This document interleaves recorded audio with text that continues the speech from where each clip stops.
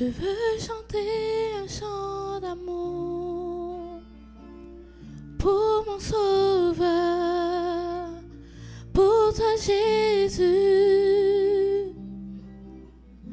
Merci pour ce que tu as fait. Tu es si précieux, Jésus mon Sauveur.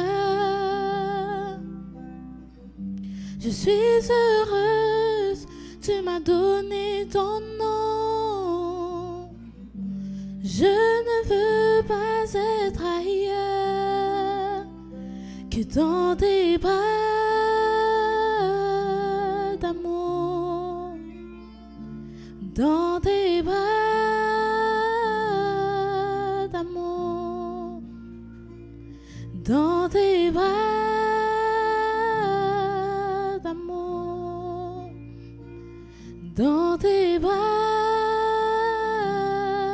d'amour, tout près de toi,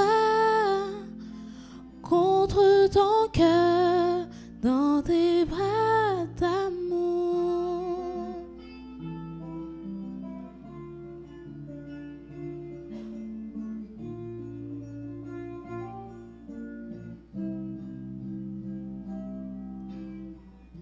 I sing a simple song of love to my Savior, to my Jesus.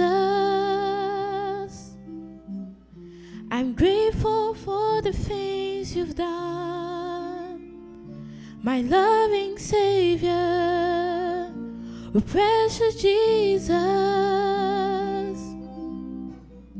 My heart is glad that you call me your own. There's no place I'd rather be than in your arms of love, in your arms of love, holding me still, holding me near, in your arms of love.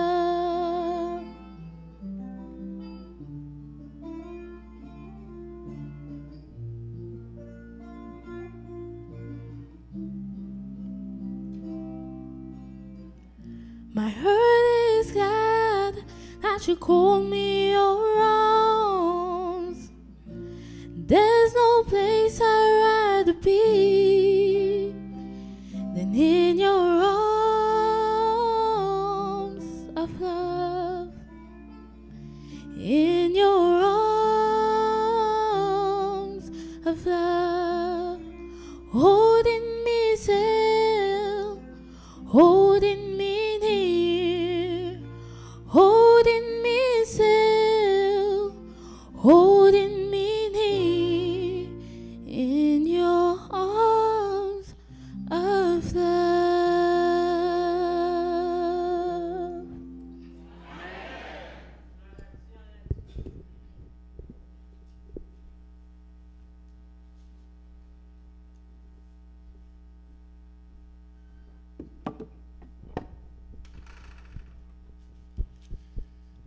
Est-ce que vous avez apprécié le morceau? Dieu est bon, n'est-ce pas vrai, chers amis? Dieu fait beaucoup de choses pour notre vie. Dieu nous donne du talent à nos enfants. Mais Dieu aussi fait beaucoup de choses pour chacun d'entre vous. Votre présence ici témoigne que Dieu vous a visité pendant la semaine. Est-ce que vous y croyez? En effet, chers frères et sœurs, à chaque jour, nous avons pris la route. Nous avons vaqué à nos occupations. Nous rentrons chez nous, c'est une victoire. Car la parole de Dieu nous dit que Satan est descendu du ciel animé d'une grande colère. Et il rôde autour de nous comme un lion. En sorte que ce n'est pas une plaisanterie. Si vous êtes vivant, nous pouvons crier « Béni soit l'Éternel ». Je vous invite donc à vous lever. Nous allons chanter au numéro 95. Je ne sais pourquoi dans sa grâce, Jésus m'a tant aimé. Si vous croyez que Jésus vous a aimé, je vous invite à chanter à plein gosier.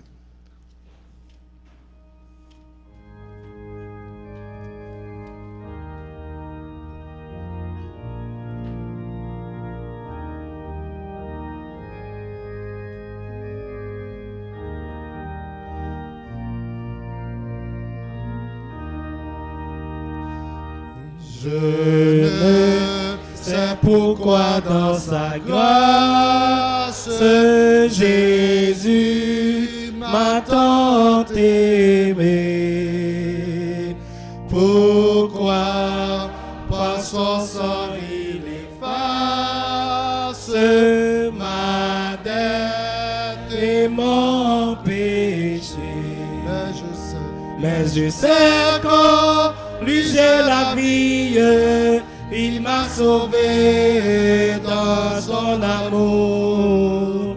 Et gardé par sa mémoire, j'attends l'heure de son retour.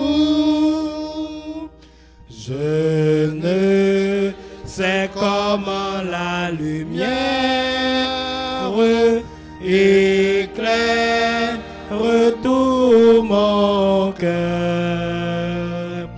Comment je compris ma misère et reçu mon sauveur. Mais je sais qu'en lui j'ai la vie, il m'a sauvé dans son amour. Et gardé par sa mémoire, j'attends l'heure de son retour. Je ne sais quelle est la lumière de joie et de douleur que pour moi faible créature réserve mon sauveur. Mais je sais qu'en lui j'ai la vie, il m'a sauvé dans son amour. Et gardé par sa mémoire, j'attends l'heure de son retour.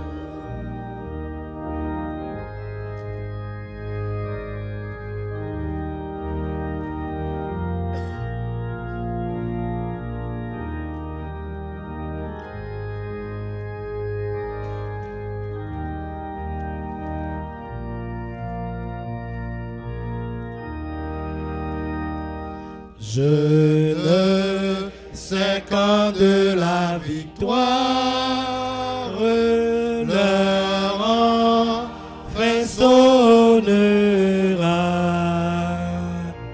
quand l'agneau l'époux dans sa gloire avec lui répondra. Mais je sais quand lui j'ai la vie, il m'a sauvé dans son amour. Et gardé par sa mémoire, j'attends l'heure de son retour. Si vous attendez l'heure du retour du Christ, dites Amen. Amen. Le dernier couplet nous a dit: quand l'agneau, l'époux dans sa gloire, avec lui me prendra, mais je sais qu'en lui j'ai la vie. Je ne sais pas si ça vous est déjà arrivé de penser au retour de Jésus, tandis que vous traversez des moments difficiles ici-bas, vous en avez marre, vous voulez laisser la terre pour aller trouver votre Jésus, votre Sauveur. Franchement, ça va être merveilleux, chers frères et sœurs. Alors, en attendant le retour du Christ, chantons au numéro 630, Jérusalem.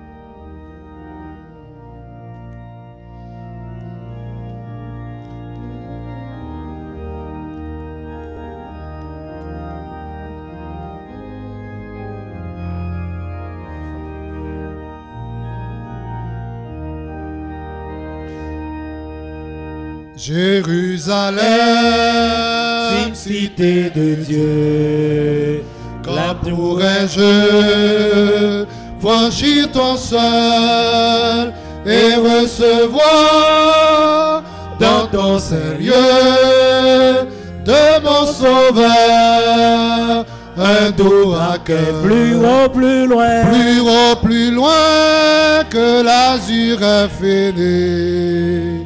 Mes yeux verront mon Rédempteur béni dans son palais d'empire étincelant, où tout dit gloire au grand triomphant. J'entends des chants harmonieux, des harpes d'or au son si beau, les rachetés dans l'air au ciel, entendons le chant de l'agneau. Plus haut, plus loin, plus haut, plus loin de l'azur infini.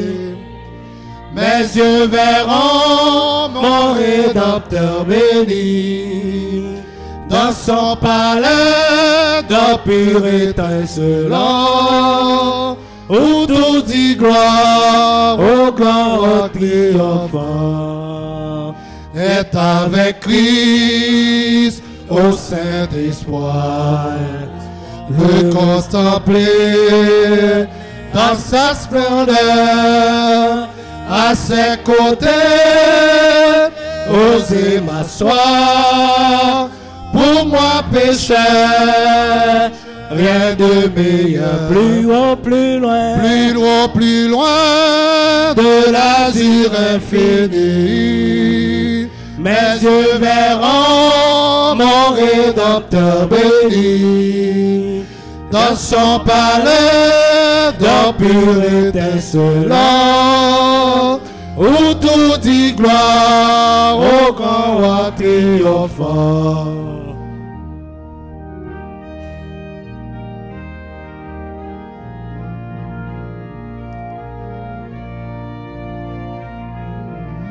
Jésus-Christ est à la porte. Nous devons garder notre espérance dans notre course ici-bas.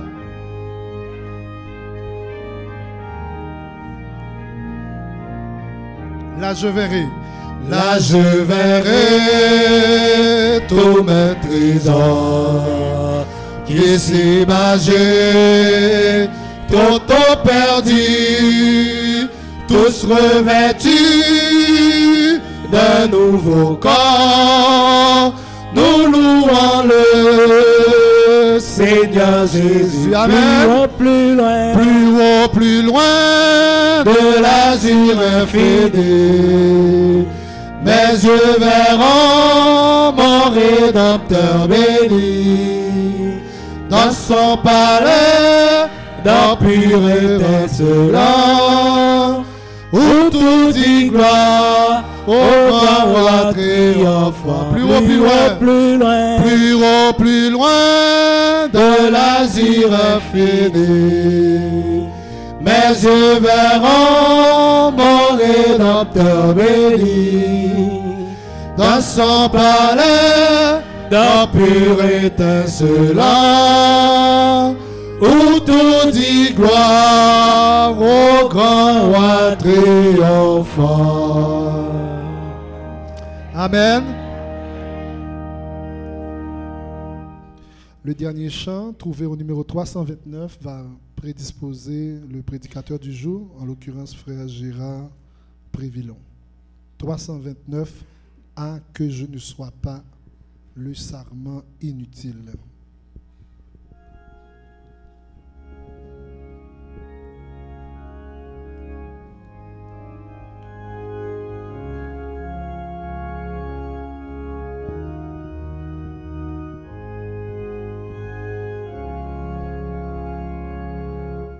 Ah, que je ne sois pas le sarment inutile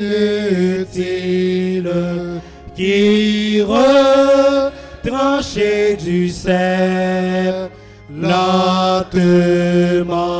va sécher, mais que je sois, oh Dieu, comme rameau fertile facile que du tronc vigoureux, rien ne peut t'arracher. Demeure en moi, Jésus, et qu'en toi je demeure, trouvant dans son amour le plus fort des liens, portant beaucoup de fruits chaque jour à chaque heure, que renonçant à tout pour jouir des vrais biens. Celui qui croit en toi, la bouche le déclare, accomplira, Seigneur, les œuvres que tu fis. Je crois, et d'où vient donc que mon âme s'égare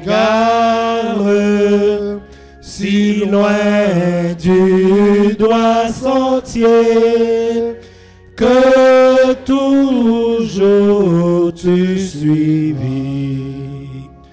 Et là c'est que souvent je tourne vers le monde des yeux qui ne devraient s'arrêter que sur toi. Ne me retranche pas, non Seigneur, mes émones, pour que j'apprenne mieux à pratiquer ta loi.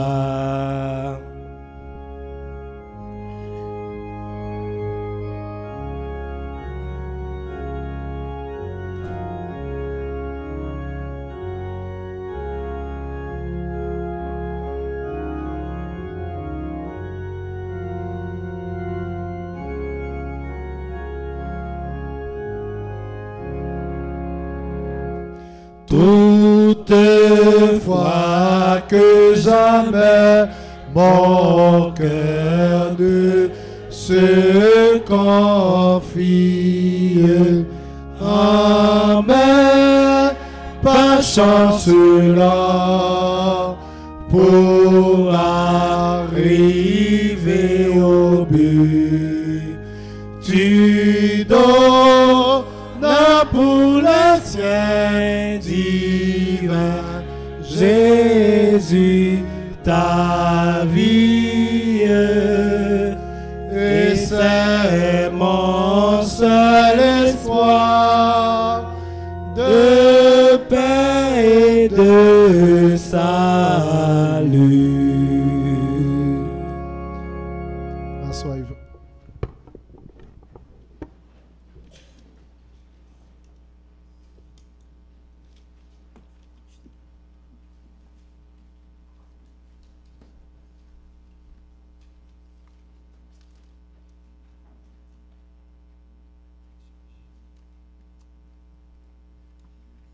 Sœurs et frères, amis et visiteurs, s'il y en a, bonjour.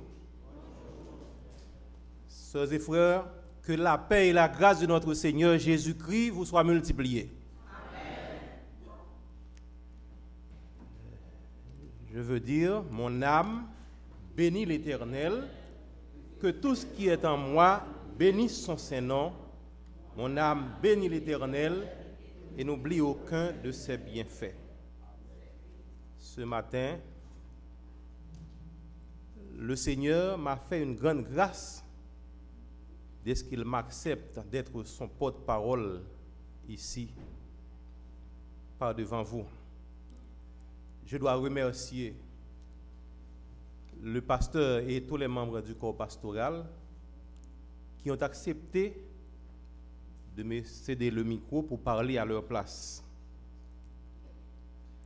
Et je dois remercier tous les membres d'église qui acceptent de m'écouter. Je remercie également le groupe minoritaire qui a dirigé le moment de louange. Mais Dieu a accepté quand même le moment de louange parce que ce n'est pas la majorité qui compte. Et je voudrais remercier spécialement la sœur Chané Joseph. Elle est très jeune et elle chante très bien pour la gloire du Seigneur. Elle a besoin de vos prières parce que quand un ou une jeune commence à chanter et en bas âge comme ça, il ou bien elle est un cible de l'ennemi parce que le monde est très attrayant, le monde peut l'attirer. Maintenant, nous devons prier chaque jour pour la sœur Chané, en sorte qu'elle continue à chanter et qu'elle persévère dans ce ministère, afin que quand la grande chorale aura à interpréter sur la mer de Verre le cantique de Moïse et de l'agneau, la sœur Chané soit présente, ainsi que les frères qui ont dirigé le moment de louange soient aussi présents pour interpréter avec les anges et les élus de tous les âges le cantique de Moïse et de l'agneau. Et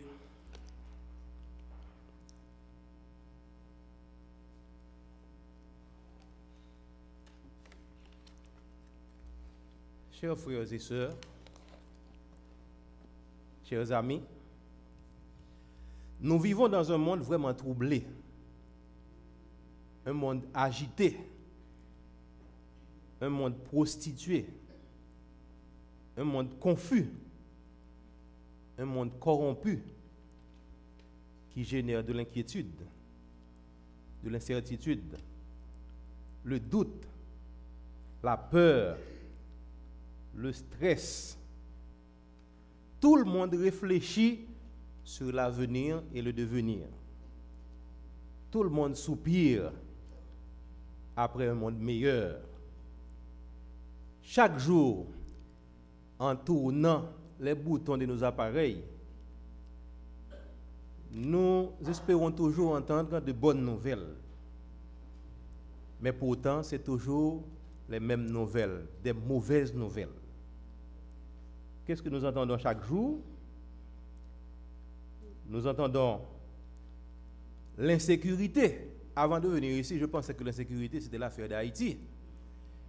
Mais l'insécurité qui est en Haïti, je pourrais dire, c'est insignifiant par rapport à l'insécurité qui se pratique à travers le monde. Donc c'est à travers le monde, c'est l'insécurité. C'est la corruption. Je pensais que c'était en Haïti seulement qu'il y avait de corruption, mais il semble que Haïti est un apprenti en corruption.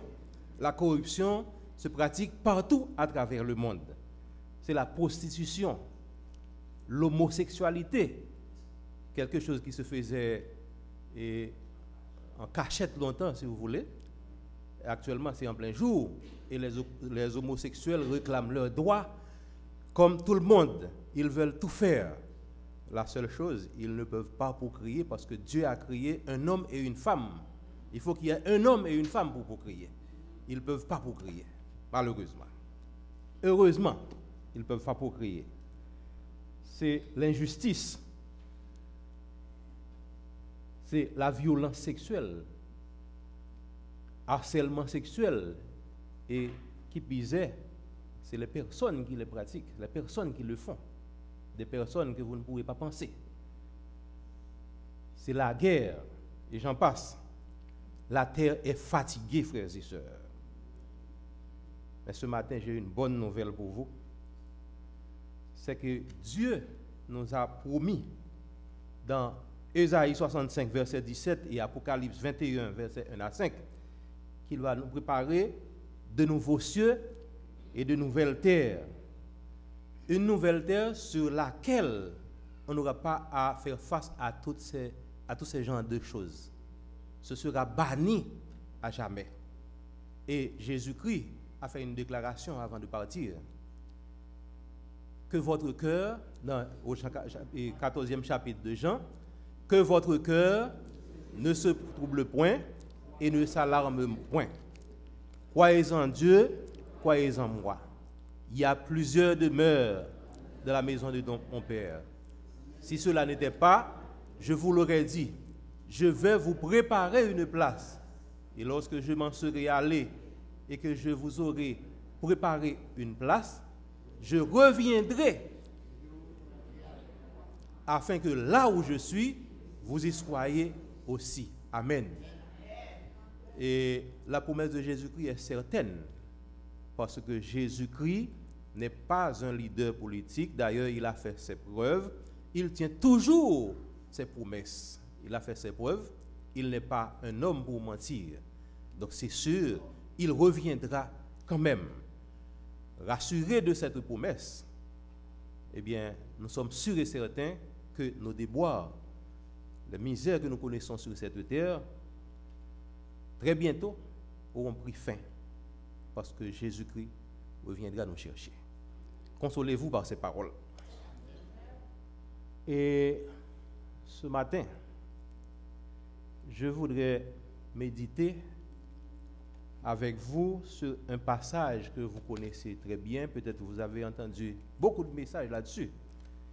Mais souffrez que je partage quand même avec vous mes réflexions. C'est le 5e chapitre du livre de Saint Matthieu, au 13e verset. Matthieu 5, verset 13 nous dit quoi?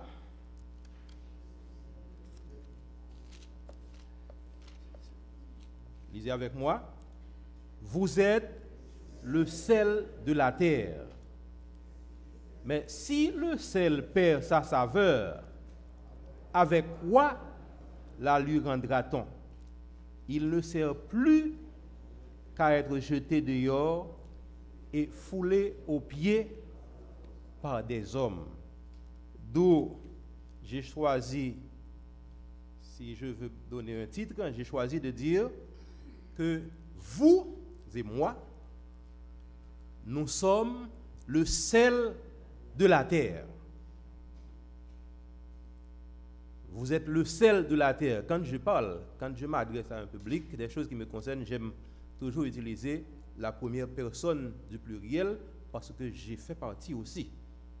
Et comme on m'a appris que le commandant de l'armée allemande donne toujours ses commandements à la première personne du pluriel. Maintenant, moi j'aime parler à la première personne du pluriel parce que je suis concerné aussi. Ce n'est pas vous seulement qui êtes le sel de la terre. Et dans ce titre, il y a deux mots qui m'intéressent. Ces mots, c'est sel et puis terre. Quand je parle de terre, je vois l'élément solide qui supporte les êtres vivants et où poussent les végétaux, ou encore la surface sur laquelle les humains, les animaux se tiennent et marchent. Dans notre contexte, la terre, c'est notre environnement. C'est là où nous vivons, physiquement et socialement. Notre environnement, notre terre, c'est Canada. Et si nous faisons une gestion de proximité, nous parlons de Montréal. Donc notre terre, c'est Montréal. Et le mot sel, le sel, c'est un élément naturel, comme vous le connaissez déjà.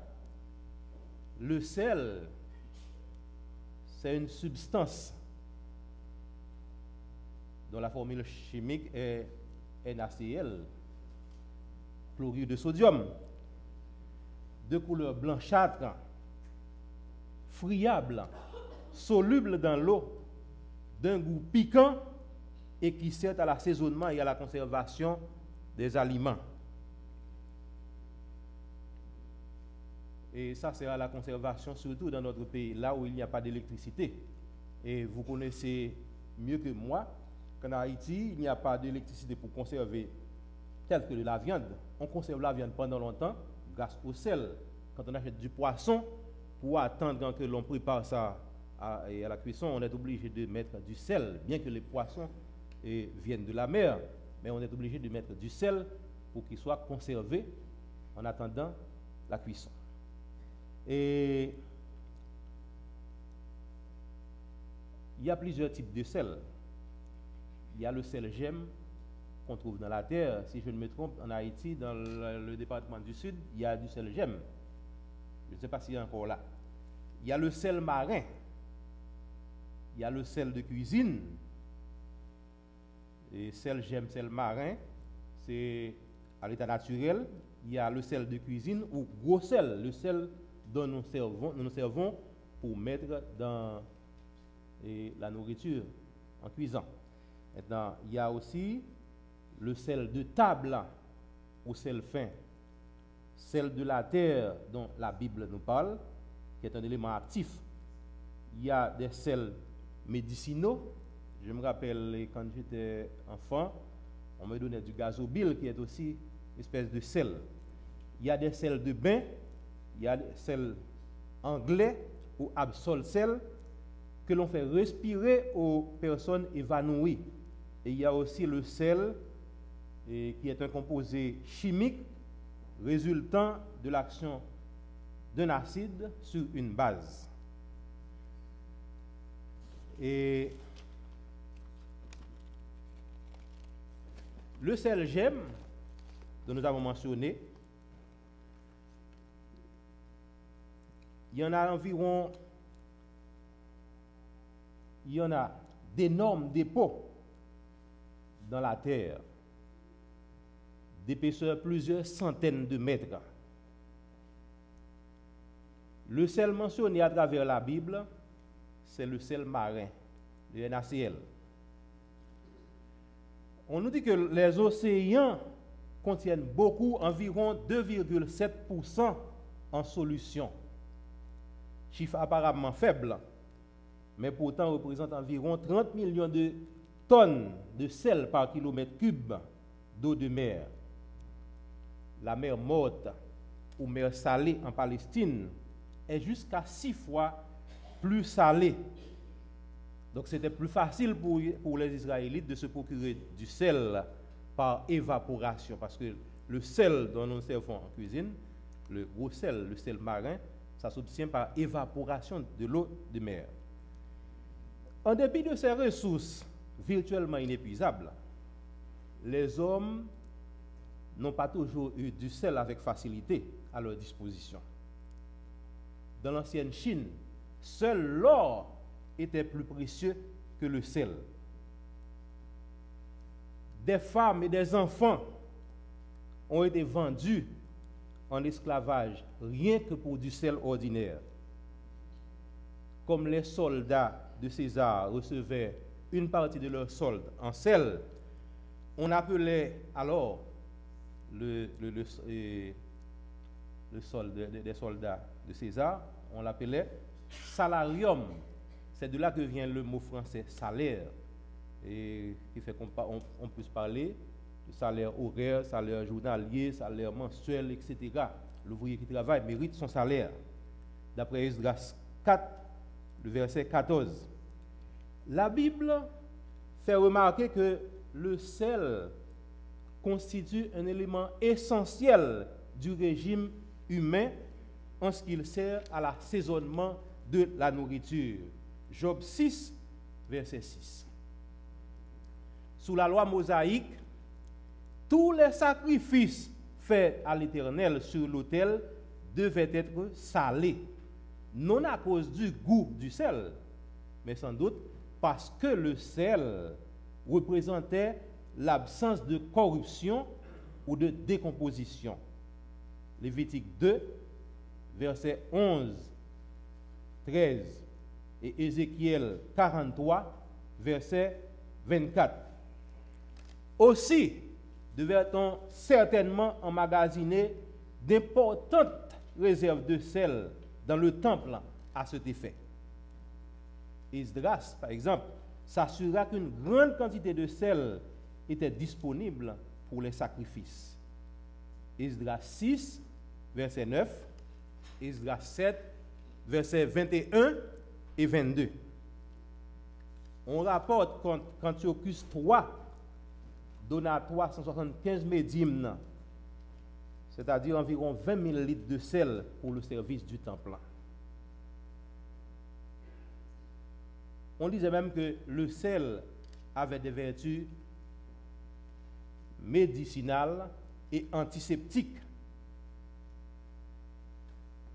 On en frottait les nouveau-nés à leur naissance, d'après Ézéchiel 16, verset 14. Le sel est aussi utile dans l'agriculture, en petite quantité, mélangé à du sol acide. Quand le sol est un sol acide, mélanger du sel en petite quantité avec ce sol, ça peut aider, ça peut rendre fertile ce sol. Mais quand le sel est accumulé dans une partie du sol, eh bien ça va tuer la végétation, ça va rendre infertile ou stérile le sol. Le sel, est-ce une bonne ou une mauvaise chose? Le sel est une bonne chose. Et je me rappelle avoir entendu quelqu'un, un ancien d'église, dire une fois que il y a un papa qui a demandé à sa fille si elle l'aime. Et la fille a répondu à son papa, oui papi, je t'aime comme du sel.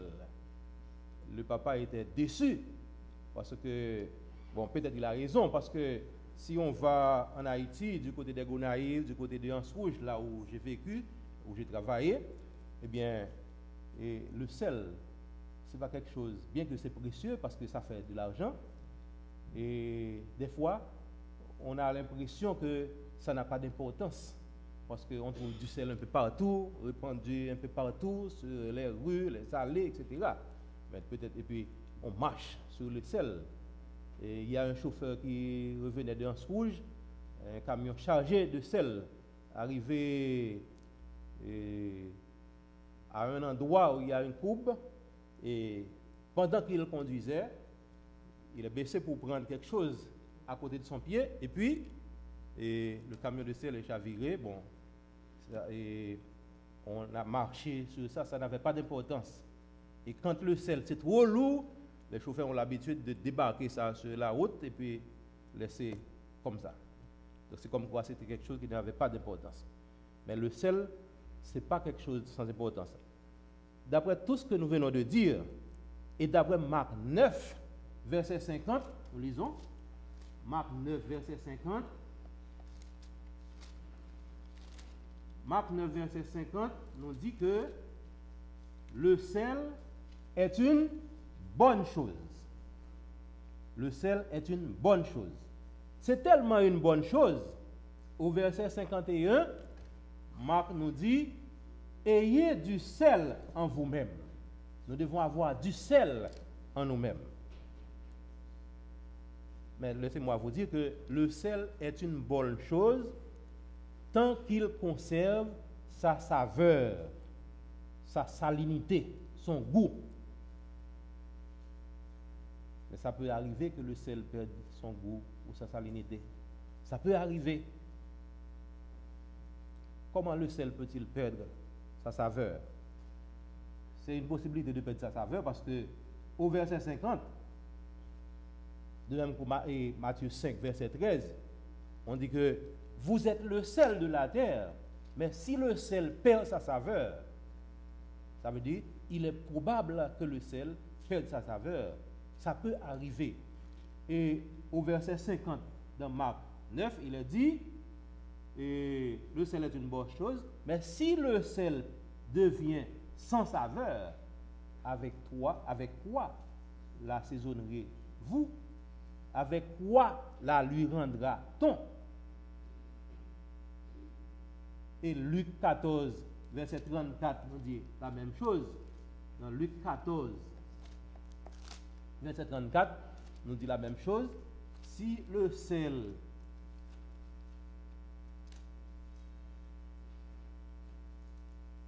est une bonne chose, mais si le sel perd sa saveur, avec quoi l'assaisonnera-t-on? Un élément qui est là pour assaisonner et puis il perd sa saveur. Avec quoi vous allez lui rendre sa saveur? Eh bien, on dit que perdre sa saveur, ça rentre dans la nature même du sel. Comment cela peut-il arriver? Quand le sel est mélangé avec la terre, avec de l'eau sale, quand il y a inondation, le bassin où il y a du sel, si les eaux d'inondation pénètrent le bassin, le sel va perdre sa saveur. Quand il y a des débris végétaux qui entrent dans le bassin aussi, quand le sel est exposé au soleil et à la pluie, il perd totalement sa saveur. Et je me rappelle en Sourouge, là où je travaillais, et en Sourouge, au Gonaïve, on dit que le sel n'est pas encore mûr, c'est-à-dire quand le sel n'est pas encore arrivé à terme, parce qu'il y a une durée pour passer à l'évaporation, pour que le sel soit bon à la consommation. Eh bien, quand le sel n'est pas arrivé à terme, il n'a pas de saveur. Il a tendance à être amer au lieu d'avoir la saveur que vous connaissez. Et donc le sel est une bonne chose. À ce moment-là, quand le sel perd sa saveur, le sel n'est bon à rien. Comme le dit Jésus, si ce n'est qu'à servir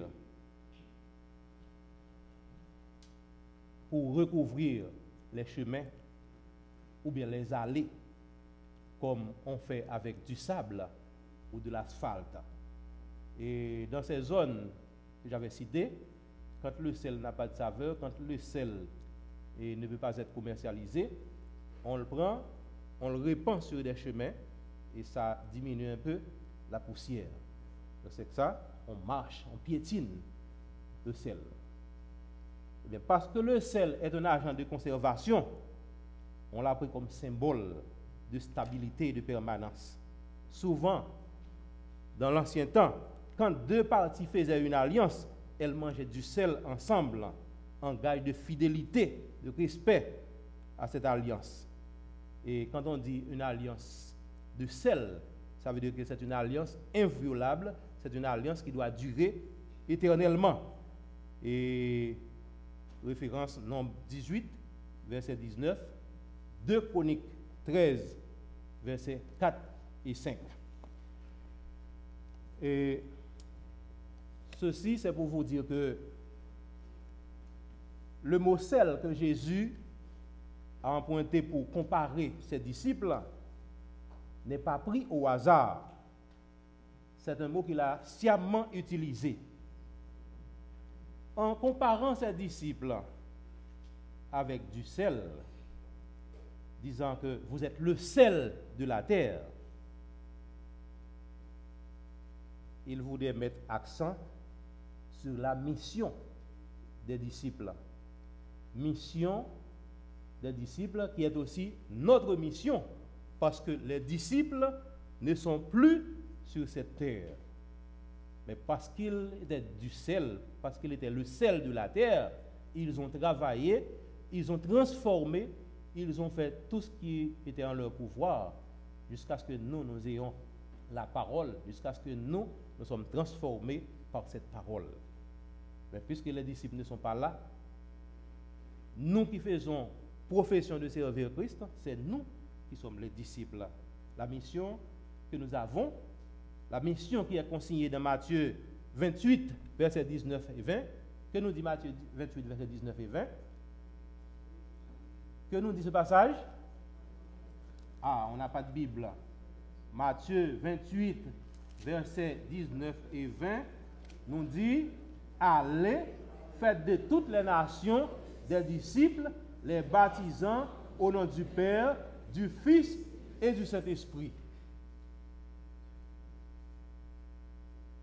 Cette même mission, Marc 16, versets 15 et 16, le rapporte aussi. Et si nous lisons 1 Pierre 2, verset 9, c'est censé la même chose. 1 Pierre 2, verset 9, qu'est-ce qu'il nous dit? 1 Pierre 2, verset 9, vous qui faites profession de servir Christ, vous au contraire, vous êtes une race élue, un sacerdoce royal, une nation sainte, un peuple acquis, afin que vous annonciez les vertus de celui qui vous a appelé des ténèbres à son admirable lumière. Donc c'est notre mission. Il est dit, quand Jésus nous demande de faire quelque chose, quand Jésus dit allez, il fait trois choses. Il planifie, il qualifie et il sanctifie. C'est dans ce sens que Jésus, si vous allez lire les chapitres que je viens de lire, les versets concernant le sel, le 5e chapitre de Matthieu, avant d'arriver au verset 13, il y a le sermon sur la montagne où Jésus évoquait les béatitudes. C'est comme pour attirer l'attention des disciples sur les caractères qu'ils doivent acquérir pour être disciples, pour faire le travail, pour être le sel. Et quand vous lisez Marc encore, Marc le chapitre 9, bien avant, et Luc au chapitre 14, les versets d'avant, c'est comme quoi Jésus voulait attirer l'attention des disciples sur les dimensions qu'ils doivent atteindre pour être le sel de la terre. Vous aussi, vous devez atteindre ces dimensions parce que nous avons la même mission. Cette mission qui est d'abord collective, ensuite familiale et ensuite individuelle. Vous devez atteindre ces dimensions pour pouvoir accomplir cette mission, pour être le sel de la terre, pour pouvoir accomplir cette mission. Parce que, en tant que chrétiens, en tant que disciples, nous sommes le sel. Nous sommes appelés à empêcher que le monde soit pourri, bien que le monde est déjà pourri, mais nous avons la mission de régénérer, si vous voulez, ce monde qui est en pourriture. Nous avons la mission de réparer les dégâts qu'ont fait le péché, l'ennemi, pour conduire ce monde à Christ. Et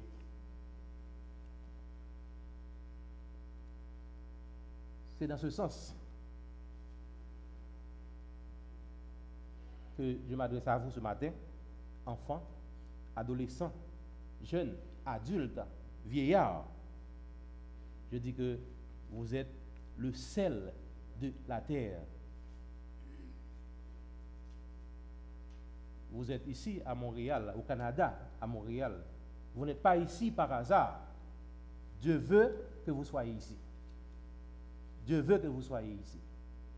Donc si vous êtes ici, vous faites profession de servir Christ, vous êtes le sel de Montréal.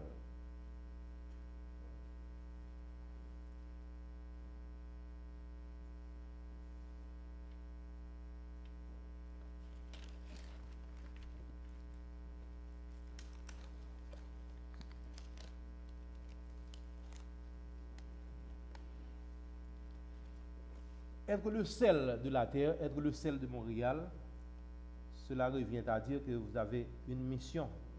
Cela revient à dire que vous avez une dimension, des dimensions à atteindre. Vous avez des traits de comportement à avoir. Vous devez être transformé. Vous devez avoir du sel pour être le sel. Vous devez avoir la saveur de la saveur pour pouvoir jouer votre rôle en tant que sel.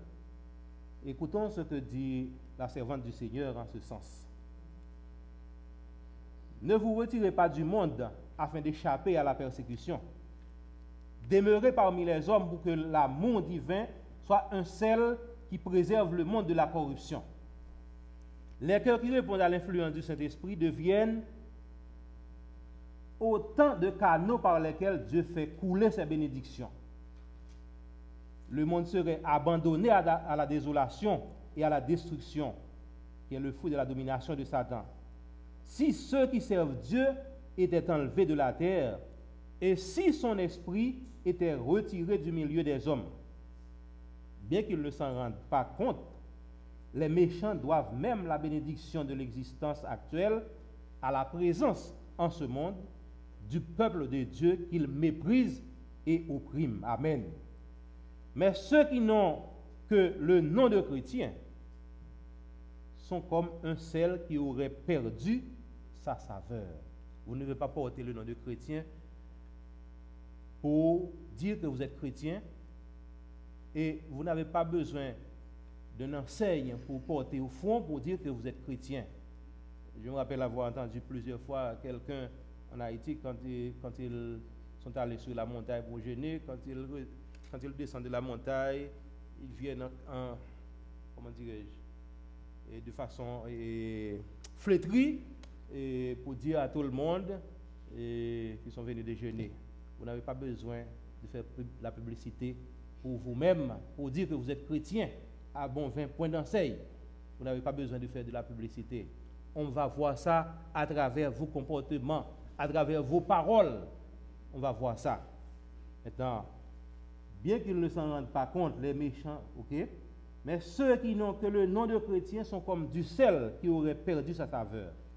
Ils n'exercent pas une influence dans le monde et sont plus dangereux que les incrédules, car ils donnent une fausse idée de Dieu. En tant que sel, vous êtes appelés à influencer le monde.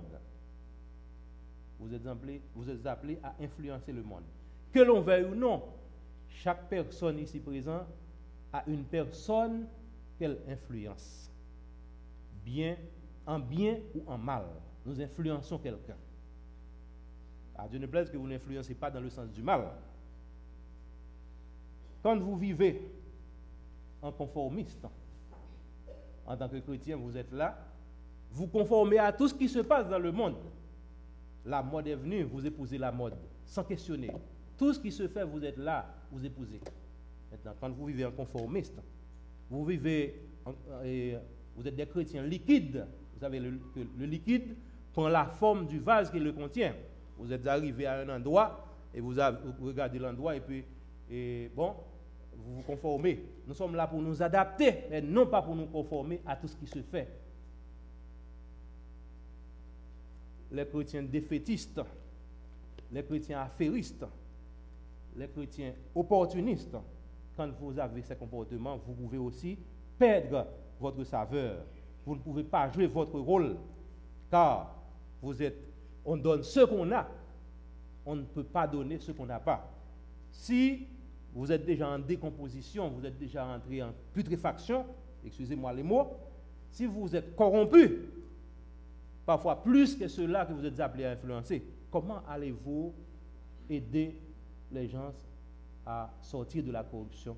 Comment allez-vous aider les gens à être régénérés? Ou bien comment allez-vous transformer, allez-vous influencer quelqu'un alors que vous exercez une mauvaise influence? Vous avez besoin d'être influencé. Pourquoi êtes-vous sur la terre? Précisément, pourquoi êtes-vous à Montréal? Pourquoi êtes-vous à Montréal? Je comprends. Je réponds. Nous sommes à Montréal pour faire de brillantes études, pour accumuler des diplômes, des maîtrises, doctorats. Ce n'est pas mauvais, c'est très bien. Parce que vous êtes appelés à être à la tête et non à la queue. C'est bien. C'est bien. Dieu veut que nous avancions. Vous êtes à Montréal pour avoir un bon job. Ce n'est pas mauvais. Pour avoir un salaire raisonnable. C'est très bien. Nous avons besoin de l'argent. Nous avons besoin de l'argent pour vivre, mais nous ne vivons pas pour de l'argent. Nous devons travailler 6 jours pour observer le sabbat, pour payer nos dîmes. Donc avoir un bon job, un bon salaire, c'est bon. Nous sommes là, nous nous sacrifions pour avoir une belle maison, une maison de luxe. Ce n'est pas mauvais non plus. Le Dieu que nous servons est un Dieu propre, c'est un Dieu d'ordre. Il veut que nous ayons des bonnes choses. C'est bien. Dieu veut que nous vivions bien, confortablement. Nous sommes là pour avoir Nous sommes ici pour avoir de belles voitures, pour faire la course aux voitures. Les voitures de luxe, ce n'est pas mauvais si vous avez une belle voiture. Parce que nous avons besoin d'une voiture pour nous transporter à l'église. Nous avons besoin d'une voiture pour visiter les frères et sœurs. Nous avons besoin d'une voiture pour aller faire des études bibliques. Ce n'est pas mauvais. Ce n'est pas mauvais. Pourquoi êtes-vous ici? Nous sommes ici pour avoir un bon partenaire. Un partenaire qui répond à nos attentes affectives, à nos attentes matérielles. C'est très bien parce que Dieu dit qu'il n'est pas bon que l'homme ou la femme soit seul. C'est bien. Tout cela, c'est très bien. Ça vous donne un peu de satisfaction et vous procure parfois de la gloire, bien que la gloire soit frivole. Laissez-moi vous dire que tout ce que vous êtes, tout ce que vous avez, tout ce que vous faites, rappelez-vous que l'important, chers frères et sœurs, ce n'est pas de conquérir la gloire et de laisser un nom dans la mémoire des hommes, mais l'important, c'est de laisser le monde meilleur qu'on y était entré. L'important, c'est de laisser Montréal meilleur qu'on y était entré. Vous êtes le sel de la terre et vous jouez le rôle de sel tant que vous conservez votre saveur. Tant que vous continuez à être une bénédiction pour les autres. Tant que vous continuez à faire glorifier, exalter le nom de Dieu, soit par votre façon de vous habiller.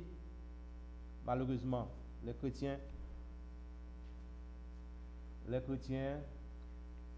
sont toujours à l'avant-garde pour les modes. Et il y a des modes de vêtements dont les chrétiens se servent pour s'habiller. Ce n'est pas des vêtements qu'ils devraient porter, malheureusement. Vous êtes là pour influencer par votre façon d'habiller, par votre façon de vous comporter à l'école, les enfants, au cégep ou au collège, les jeunes à l'université, jeunes et adultes, au travail, en autobus, en métro. Vous êtes là pour influencer aussi les gens dans vos relations humaines. Comment sont vos relations? D'abord, dans votre famille, avec vos enfants, avec votre mari, votre épouse. Comment sont ces relations? Est-ce qu'on peut se parler? Est-ce qu'on communique vraiment? Comment sont vos relations avec les frères et sœurs de l'Église? À l'Église, il y a des frères, il y a des sœurs qu'on ne peut pas se permettre de leur adresser parce qu'ils sont des bombes à retardement. Ils sont prêts à exploser, à sauter. Comment sont vos relations entre vous, membres d'Église?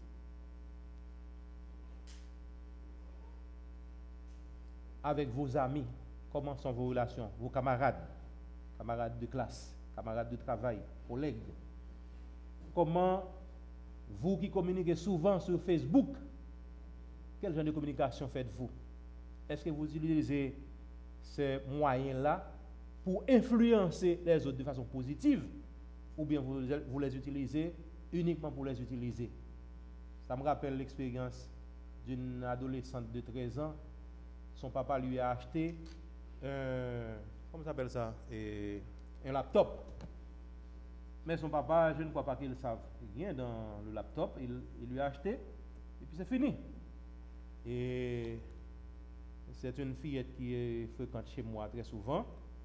Et un jour, elle a laissé son laptop et l'un de mes garçons jumeaux a pris le laptop, il le contrôle et qu'est-ce qu'il a vu?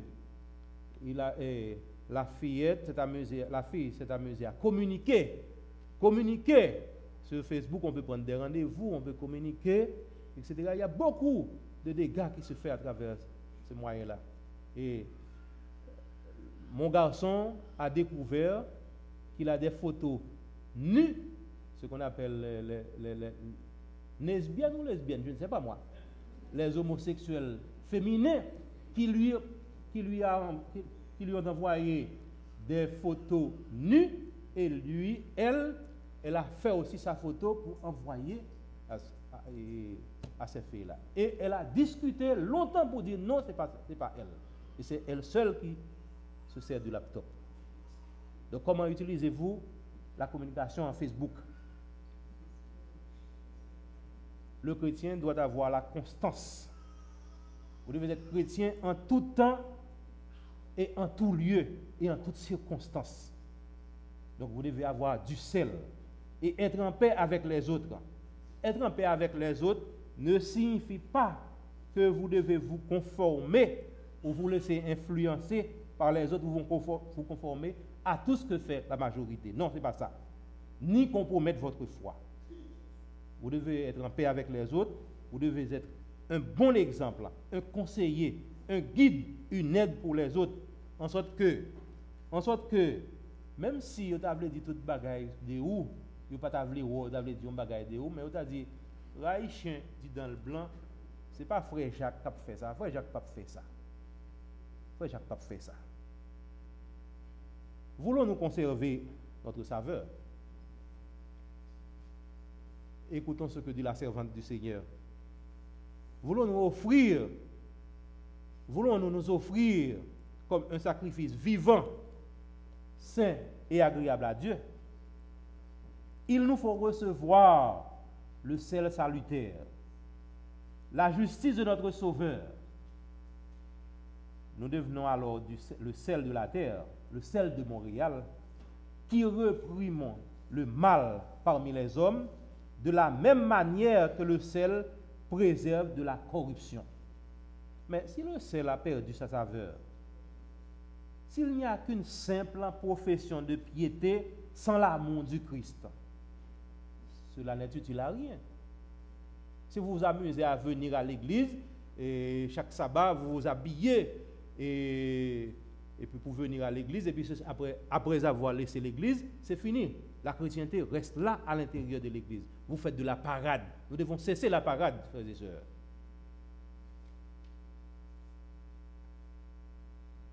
Aucune influence salutaire n'est exercée sur le monde. Si vous voulez édifier mon royaume avec succès, dit Jésus, vous devez recevoir mon esprit. Si vous désirez être une odeur de vie pour la vie, devenez participant de ma grâce.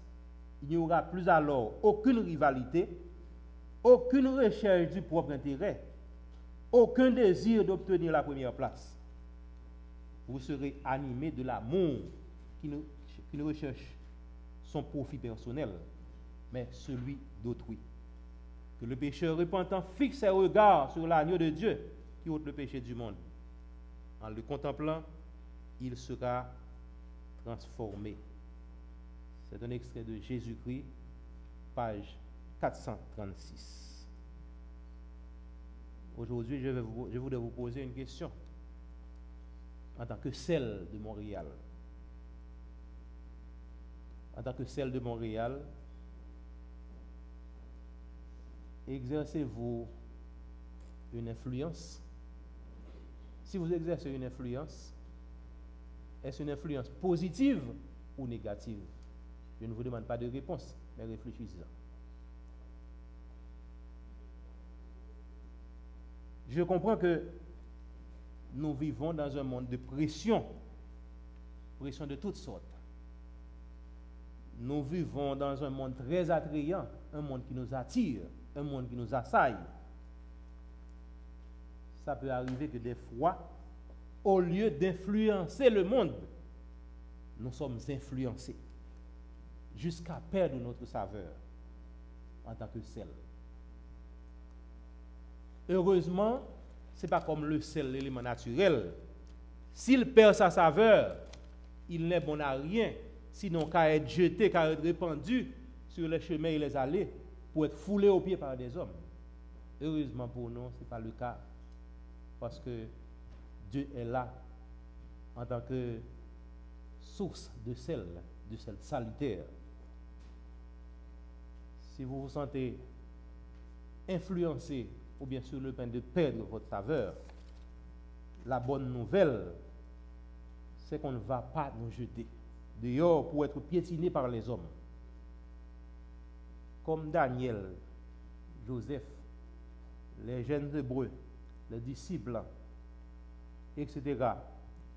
Nous devons fixer nos yeux, nos regards vers Jésus et sur lui seul pour retrouver notre saveur et continuer à jouer notre rôle de sel jusqu'au retour de Jésus-Christ. La prière ma prière pour vous et pour moi, c'est que nous faisons tout ce qui dépend de nous pour rester le sel de Montréal. Je dis Montréal parce que nous sommes à Montréal. Je ne veux pas être le sel d'Ottawa alors que je suis à Montréal. Je ne veux pas être le sel des États-Unis, de Boston, de Philadelphie alors que je suis à Montréal. Que le Seigneur, dans sa grâce infinie, nous accompagne, nous accorde tout ce qui est nécessaire pour conserver notre statut de sel et conserver notre saveur en tant que sel, afin que nous puissions continuer à jouer notre rôle. Et quand il reviendra, nous serons parmi ceux-là qui l'ont acclamé comme moi des rois et seigneurs des seigneurs. Que le Seigneur vous bénisse. Amen.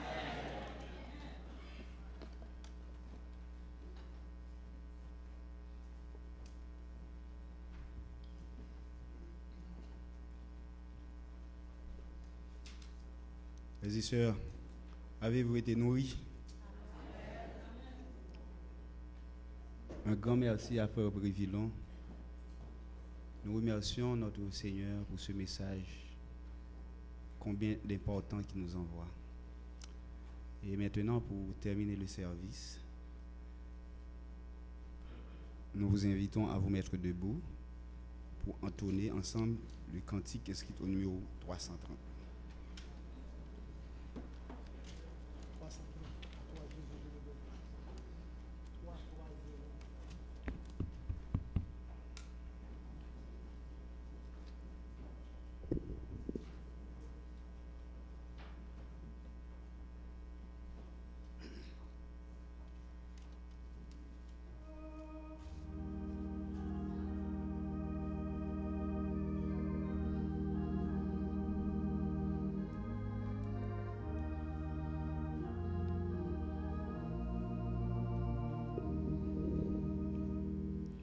À toi, mon Dieu, je m'abandonne. Oh, fais de moi ce que tu veux, de l'argile que je te donne.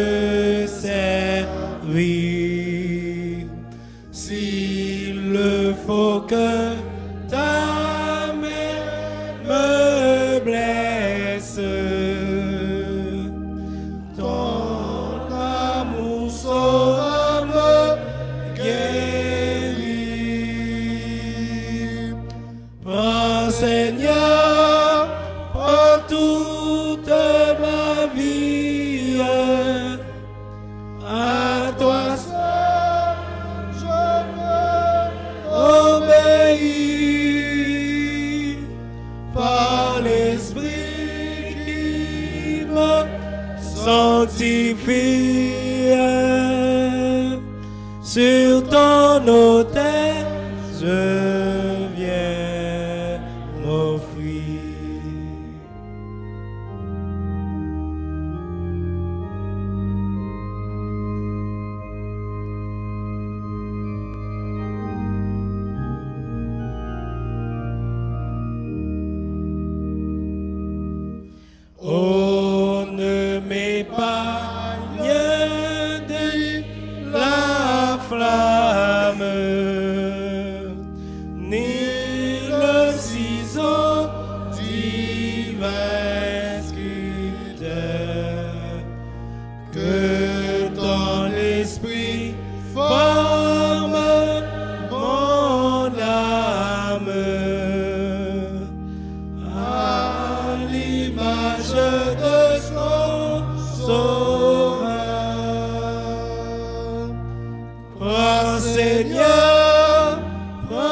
toute ma vie. À toi seul, Je veux obéir par l'Esprit qui me sanctifie. Sur ton autel, je viens m'offrir.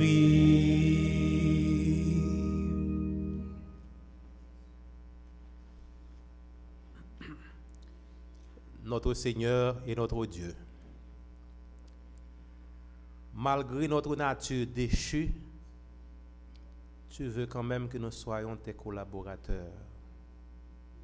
C'est pour cela que tu nous appelles à collaborer avec toi dans l'œuvre du salut des âmes. Tu nous demandes d'aller et tu nous formes, tu planifies pour nous et tu veux nous sanctifier. Merci pour ce privilège. Nous répondons à ton appel. Nous voulons être le sel de Montréal. Seigneur, très souvent, au lieu d'influencer les autres, quand ce monde attrayant nous attire, nous nous laissons influencer. En ce midi, nous te demandons de nous pardonner. Nous te demandons, Seigneur, de nous accepter tels que nous sommes. Tu es fort, nous sommes faibles. Tu es tout puissant, nous ne sommes même pas puissants, nous sommes impuissants. Seigneur, mets ta force dans notre faiblesse, en sorte que nous devenions forts pour accomplir notre mission. Forme-nous pour que nous soyons du sel à Montréal et que nous soyons transformés et être en mesure pour transformer aussi les autres que nous voulons influencer. Merci pour ta parole. Merci pour tout ce que tu as fait pour nous. Merci pour les bénédictions. Alors que nous allons nous retirer de devant ta face, veuille nous renvoyer avec ta paix et ta grâce. Au nom de Jésus, nous t'en prions.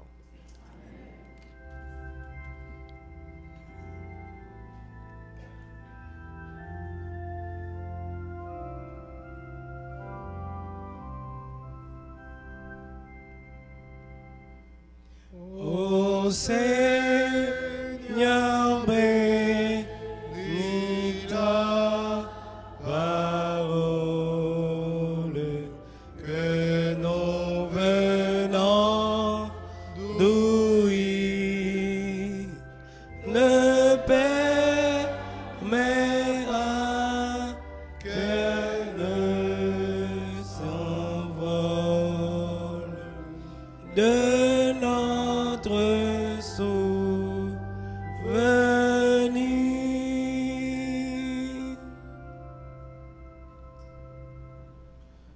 Pour la sortie, nous allons chanter au numéro 354.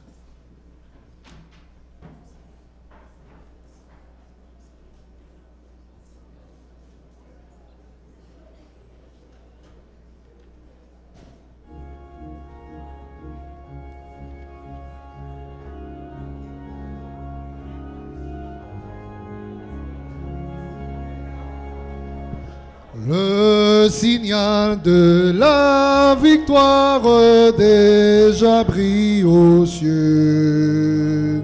La couronne de la gloire paraît à nos yeux. Je viens combattre encore, dit Jésus.